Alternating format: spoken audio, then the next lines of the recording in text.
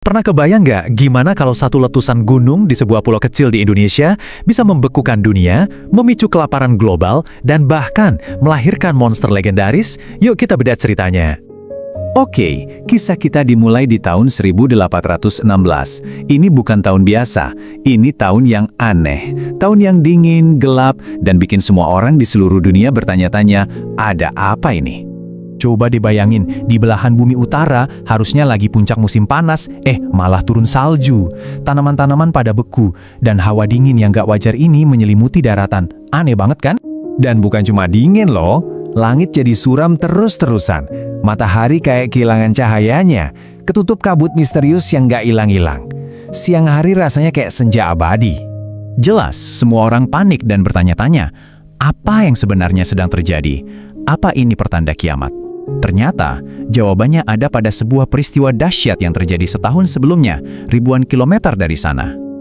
Yap, jawabannya ada pada amukan Gunung Tambora di Indonesia. Letusan maha dahsyat inilah yang jadi biang keladi dari semua kekacauan global yang terjadi setahun kemudian.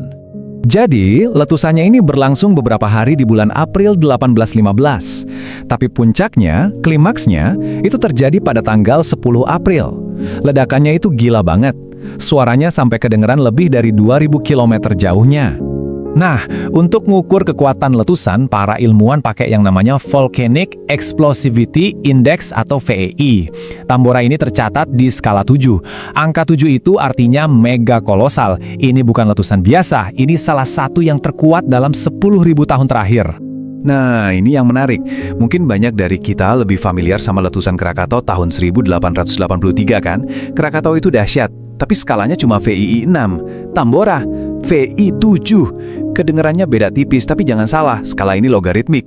Artinya kekuatan Tambora itu berkali-kali lipat lebih kuat dari Krakatau. Letusan ini memuntahkan sekitar 150 km kubik abu, batu, dan gas ke atmosfer. Coba bayangin volume sebanyak itu menutupi langit kita. Ya, itulah yang terjadi. Dampak langsungnya tentu saja sangat mengerikan. Di sekitar gunung diperkirakan antara 10–12 ribu orang tewas seketika, terkubur hidup-hidup oleh aliran piroklastik panas dan runtuhan gunung. Tapi ternyata itu baru permulaan. Tragedi yang sesungguhnya baru dimulai setelah letusan. Kelaparan dan penyakit merajalela karena lahan pertanian hancur dan air tercemar. Total korban jiwa di Nusantara aja diperkirakan mencapai 100.000 orang. Tapi cerita Tambora nggak berhenti di situ. Bencana lokal yang mengerikan ini dengan cepat menyebar menjadi bayangan global yang kemudian dikenal sebagai tahun tanpa musim panas. Jadi apa sih sebenarnya tahun tanpa musim panas itu? Gini, jutaan ton abu dan sulfur dioksida dari Tambora itu melayang tinggi banget, sampai ke lapisan stratosfer. Nah, di atas sana, partikel-partikel ini jadi kayak selimut raksasa yang nggak kelihatan, yang tugasnya memantulkan sinar matahari kembali ke angkasa. Akibatnya, udah bisa ditebak, suhu rata-rata global turun sekitar 0,4 sampai 0,7 derajat Celcius. Mungkin kedengarannya sepele ya, cuma turun sedikit. Tapi ternyata, penurunan sekecil itu aja udah cukup buat mengacaukan seluruh pola cuaca di planet kita. Dan dari sinilah, efek domino yang mengerikan dimulai.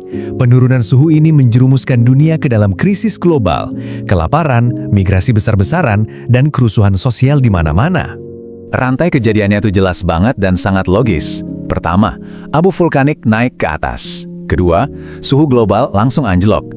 Ketiga, akibatnya gagal panen terjadi di mana-mana. Dan akhirnya, tentu saja, kelaparan dan kerusuhan sosial jadi nggak terhindarkan. Di Eropa dan Amerika Utara, dampaknya parah banget.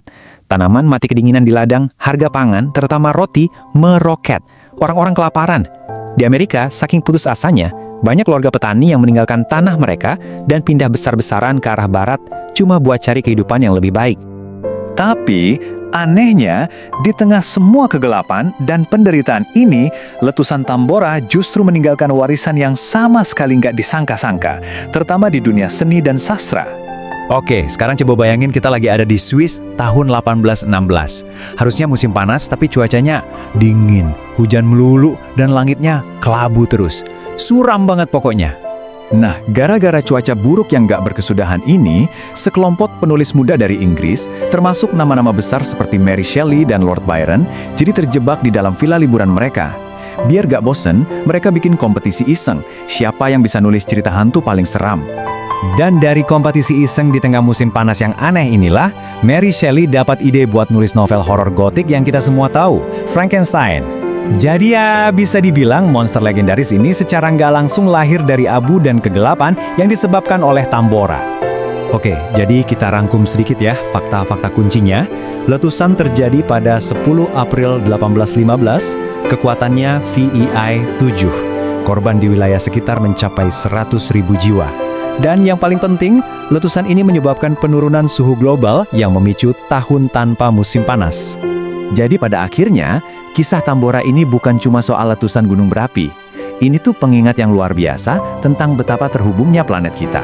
Dan juga betapa rapuhnya peradaban kita di hadapan kekuatan alam. Satu peristiwa di satu sudut dunia, ternyata benar-benar bisa mengubah jalannya sejarah manusia dalam sekejap.